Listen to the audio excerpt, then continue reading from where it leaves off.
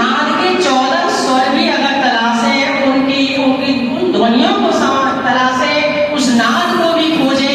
जब समीक्षा करने का प्रयास करूंगी, अभी समीक्षा मैंने नहीं करी, ये मैं तो अभी मैं उसको पूरा पढ़ नहीं पाई उस तरीके से। कल दूसरे कार्य में वैसे थी, जब देखूंगी कोशिश करूंगी क्या डमरू के आ जाएगी स्वर 14 नाद और सरगम के सप्त स्वर, मुझे लगता है इसमें कहीं ना कहीं खोजे जा सकते हैं। तो शिक्षक बड़ा सार्थक मुझे प्रतीत हुआ। दूसरी बात मैं कहूँ तो इस कविता में मैडम का चिंतन संकेत कर रहा है। उन्होंने 101 की संख्या ली है। हम सब कैसे हैं, आज से हिंदू हैं, हमारे यहाँ 101, 11